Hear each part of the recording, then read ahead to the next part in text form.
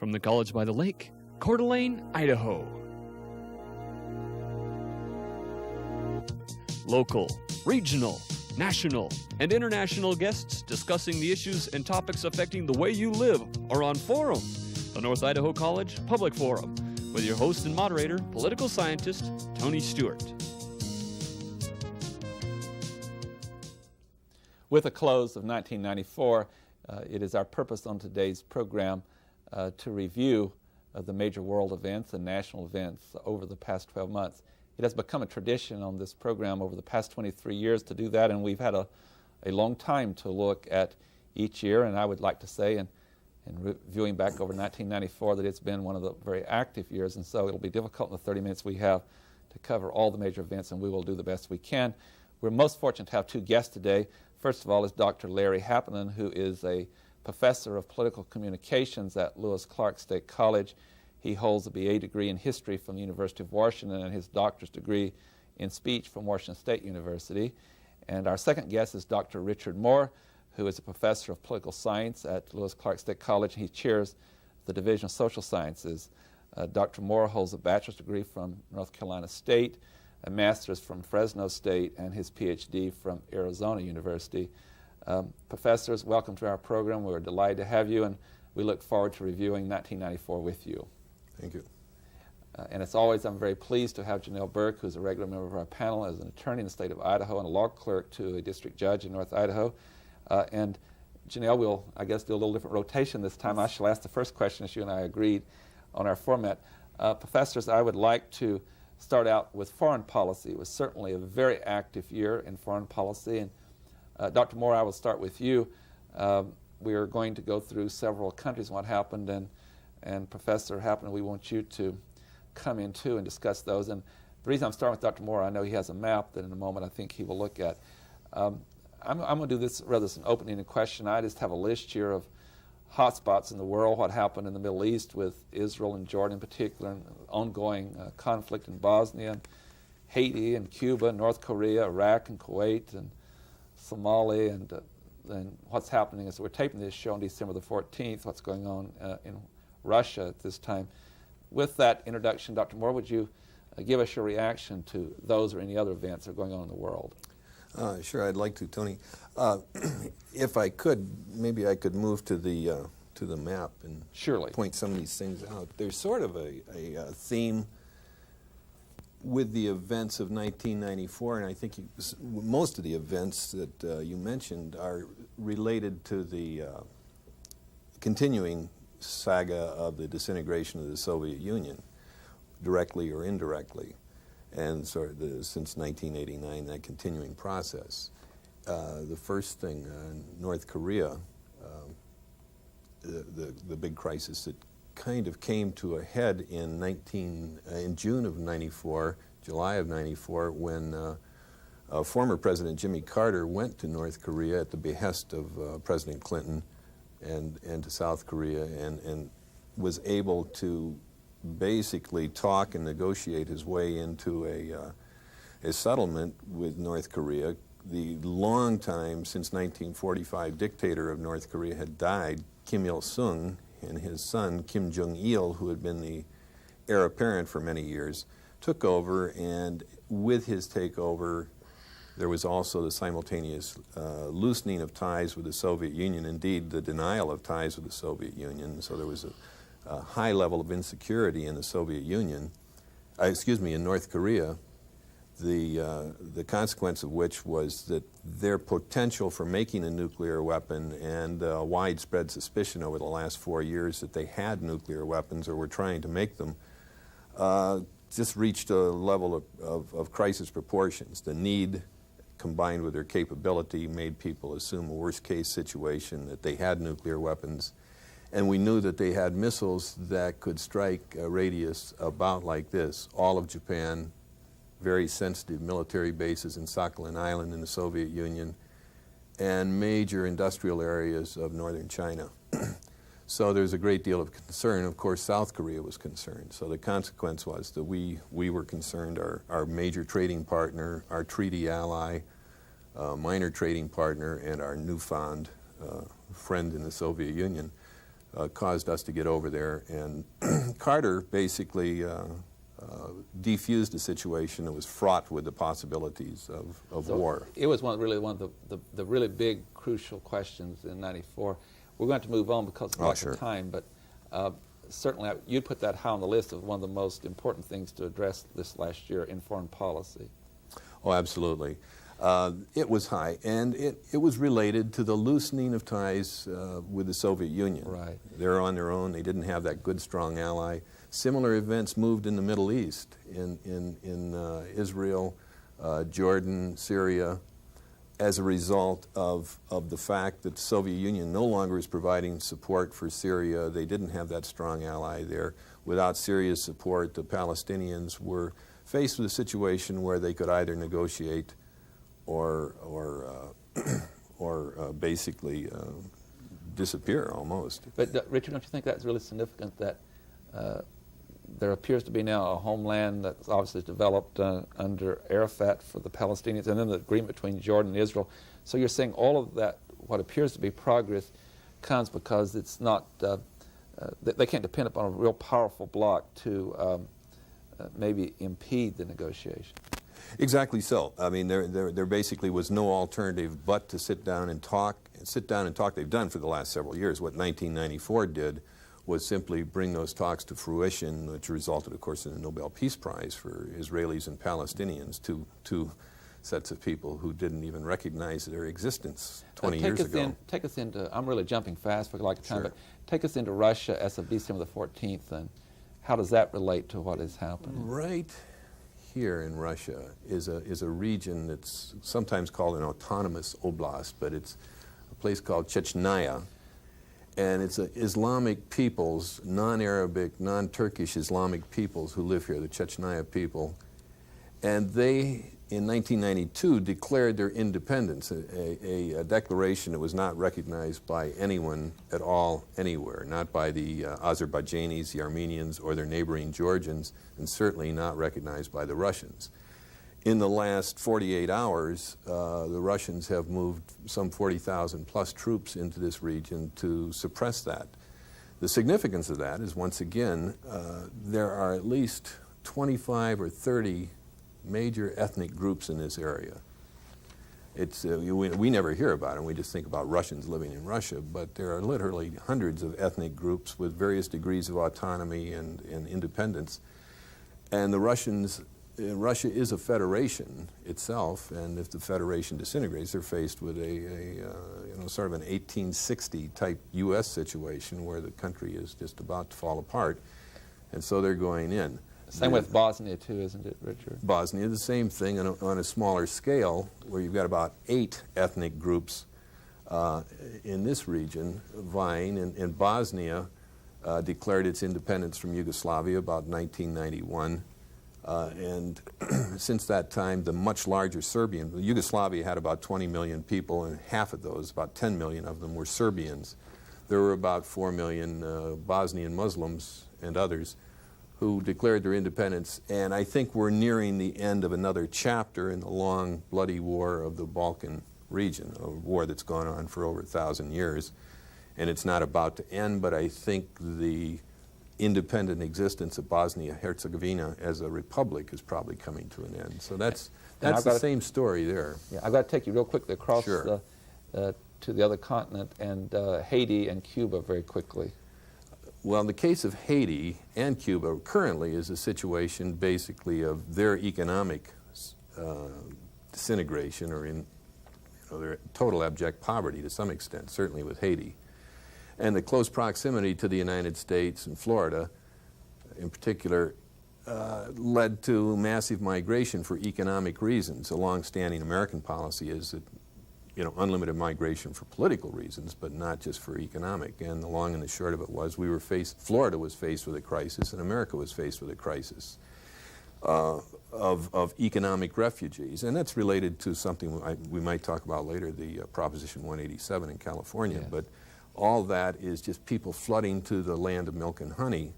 Although in the Cuban case, even that ties in with the disintegration of communism, because they had been getting an enormous subsidy that could keep their economy afloat. Richard, thank you. I wish we could continue Sure. the whole show on that vein, but we'll have to ask Janelle to move on to some other topics from 94. Well, continuing close to home, I'd like to talk a bit about some legislation that was passed here and some legislation that wasn't passed and what the reasons for that was. What do you think, Dr. Happen and Larry, what do you think is the prime importance of the crime bill?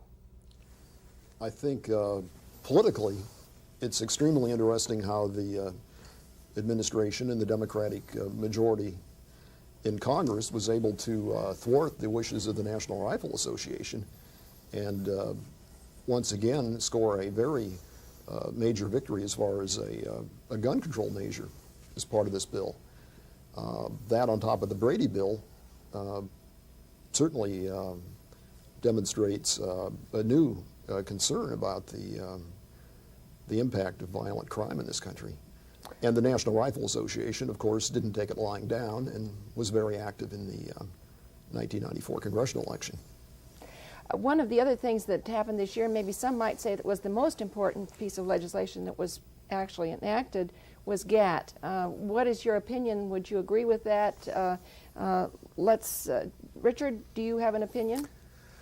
Well, the General Agreement on Trade and Tariffs, called GATT, is a thing that GATT was created right after World War II as a means to increase free trade around the world, and it's reached fruition with this latest agreement and the creation of the World Trade Organization. The impact of that is far-reaching. It could be profoundly important and will go on for decades before we know exactly what it is. But that's certainly a bipartisan conclusion to a thing that really even it could go back to Kennedy, but certainly to Nixon's time, and for the Reagan, the Carter, the Reagan, and the Bush administration all contributed to it. It's a very bipartisan sort of a thing, and mainstream American politics. I think probably it's going to be a good thing for the American economy in the long run. What about the universal health care bill, Larry? Why did we not get universal health care this year? Well, I think because the health care and the health insurance industry and the way that all that is administered is something that touches every last person in this country in a very important, direct way. It's hard to foresee how that could all be substantially overhauled without some sort of national consensus. A national consensus is not something that you arrive at quickly.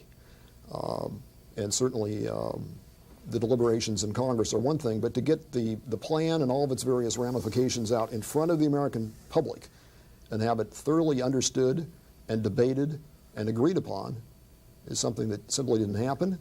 And it may be very difficult for that to ever happen, I suppose. But you're saying that this time period this year was certainly too short. Yes. And of course now it's open to question as to what course we may take with that. But certainly under a Republican Congress, I would think that something may be accomplished by tinkering with things around the edges rather than having a very substantial restructuring of the whole system. But it's a problem still with us. Yes, it certainly will be. Now, this has been an interesting year for the courts, too. We have a new Supreme Court justice replacing longtime Justice Blackmun. Richard, would you care to comment on what you think the effect of that is going to be?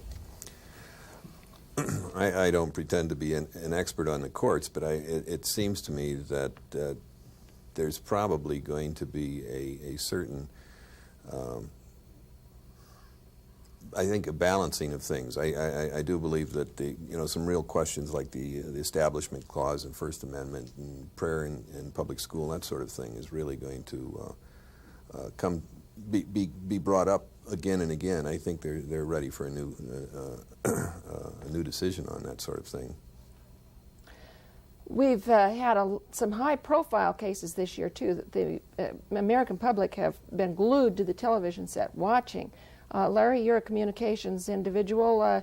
Tell us something. Why do you think people have become so interested in O.J. and whether or not he is guilty or innocent? What about the anti-abortion trial of Paul Hill? Well, the O.J. Simpson trial certainly puts in the public docket, so to speak, you know, a celebrity of the sort we haven't seen charged with murder, I suppose, since the days of Fatty Arbuckle, which was long before television, or most people's memory.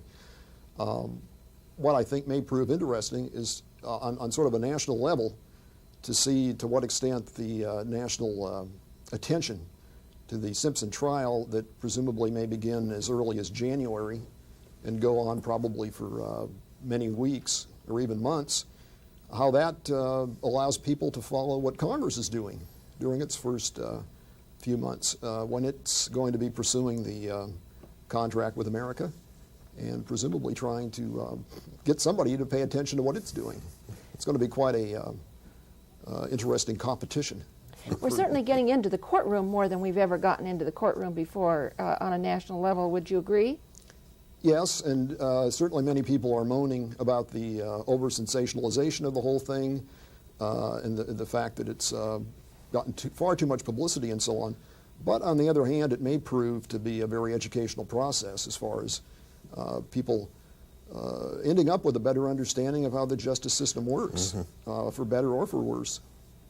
What about Paul Hill? Was that a significant event, or is that just a happening, his protest? Well, it's certainly a case of someone with very profound beliefs acting those out in an extreme way. Those kinds of things happen, I suppose, with respect to other people who are that zealous in pursuit of their political or social goals. It simply hasn't happened until recently in the area of abortion or anti-abortion activities, but one hopes that it'll have a kind of a sobering effect on Tony, people on both sides. I believe Richard wants to respond to that Yes. question also. Well, I merely wanted to say that it seems that tragic murder is the logical result of a lot of single-issue politics. You find that type of negative extremism in a lot of areas, animal rights and environmental politics, and a lot of anti-racial and hate-type politics. And I find it very, very disturbing that people get so self-righteous that they can do that, and yet they do. It's it's a moral imperative that they can go out and kill people, and it's a very dangerous thing for the republic, I think.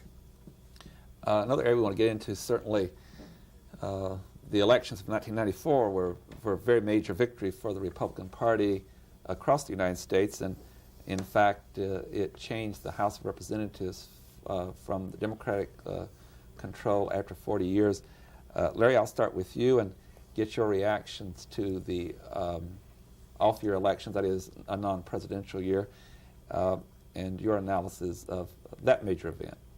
Well, I guess it illustrates what might be increasing volatility of the electorate. We can't forget, or shouldn't forget, that in 1992, by unseating an incumbent president, Bill Clinton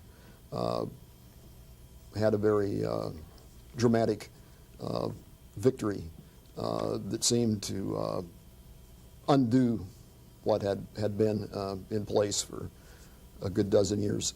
And Clinton won over 20 states in '92 that Bush had won in '88. My point is, maybe every couple of years we just have to expect that be it a presidential election or off-year election, everything's up for grabs. Nobody can take anything for granted. Richard, some of the polls that are taken, and actually beyond polls and political analysis by academicians around the country, indicate that although certainly there's a very solid base for the Republican Party and solid base for the Democratic Party, more people have moved into the independent columns, and what Larry just talking about, there's a real fluctuation in the political process. What does that bode for the possibility of a third-party system in the country? We know that Mr. Perot got the largest vote of an independent candidate for president on a percentage basis in a very, very long time. Do you think what Larry's saying, that this may, as they're moving back and forth in big shields between the two major parties, will that find its way into third party, or will one or both the parties adopt some of the issues that are being brought up by the pro movement? That's a great question. I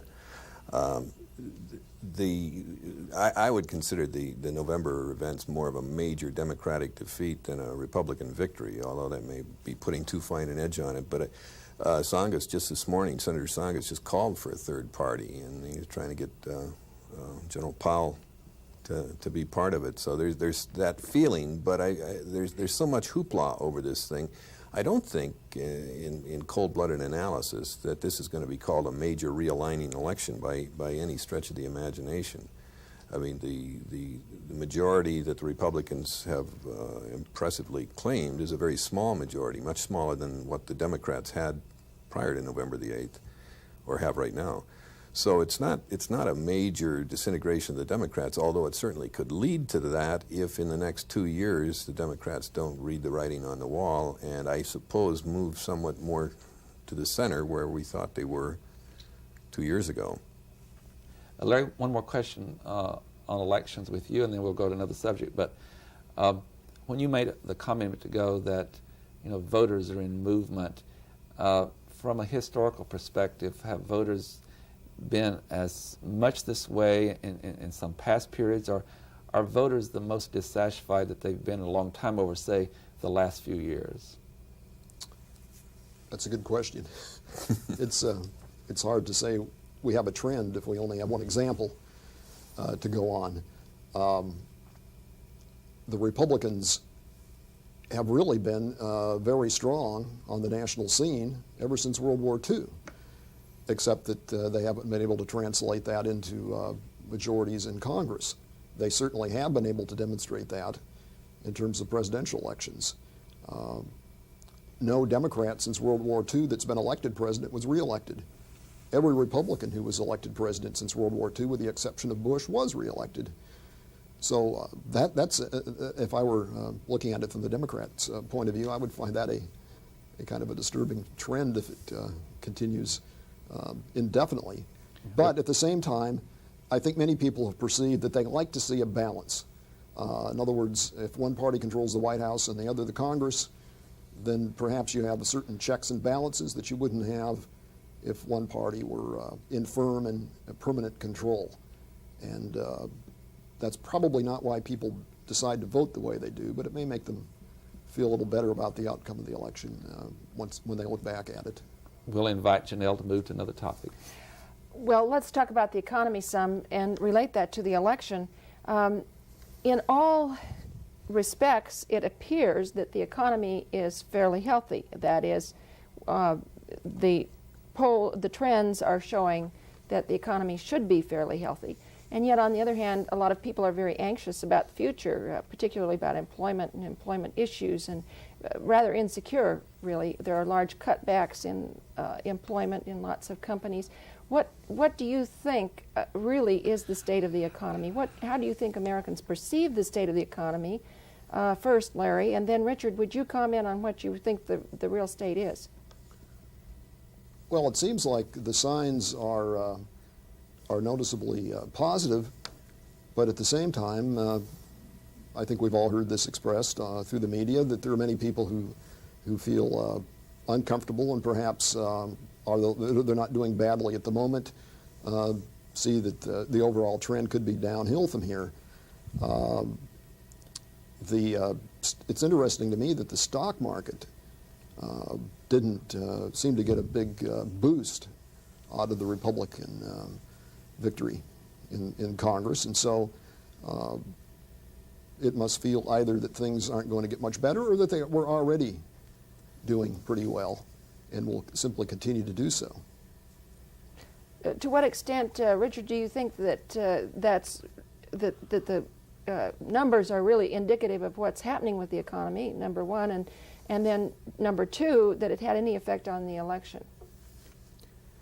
It seems to me that it had very little effect. The fact is that inflation, although the Federal Reserve keeps bumping up the prime interest rate, the fact is the inflation rate's not bad. That the deficit has actually gone down. The rate of the budget deficit has gone down. The national debt the increase in the national debt has been slowed somewhat.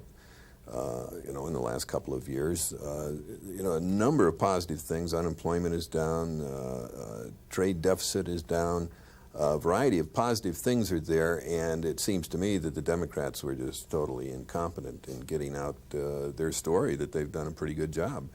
And that's their job as well, is to get out that story.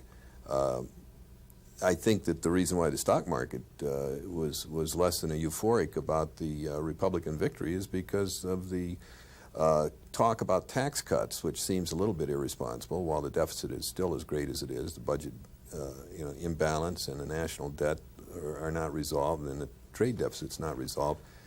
And the Republicans' contract with America calls for tax reductions at a time when we owe money.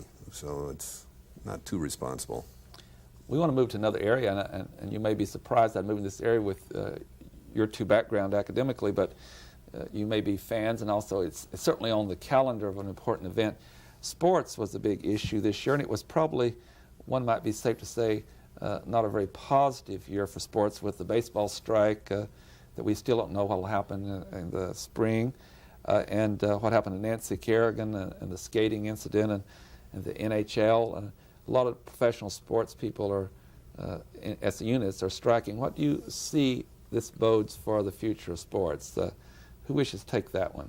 Well, I, for one, as a Detroit Tigers fan, was pleased to see the baseball season come to an early end. It was going downhill. I think American people are rather unhappy with this whole thing, where a person is, the owners and the players are trying to outgreed one another. From my perspective, I'm a real sports fan, and I'm disappointed with big-time sports. I really enjoy amateur sports and high school sports rather more now in the last couple of years than major sports. We have a minute left, Larry. Let's let you get in on the sports question. Well, as a Seattle fan, I guess I was a little unhappy because they were doing quite well. I think they'd won 9 out of the last 10 games before the season ended. So it seems like sports, as always, manages to produce all of the best and all of the worst, that one can find in terms of human activity. On that note, Larry, I'm so sorry to interrupt, but we got the signal that we're out of time, and I would like to thank Professor Larry Happen and Professor Richard Moore for really an excellent show and reviewing some of the highlights of 1994. Thank you, gentlemen, and we hope you'll be with us again in the future. Ladies and gentlemen, I know you found this program interesting, and I would like to invite you to be with us again next week at this same time when we will discuss yet another issue, and we hope that 1995 is very kind to you. Until then, please have a good week. I am Tony Stewart.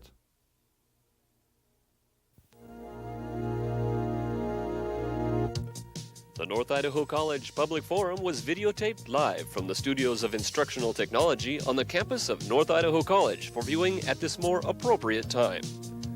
We invite you to join us again next week for another all-new edition of the North Idaho College Public Forum on this public television station.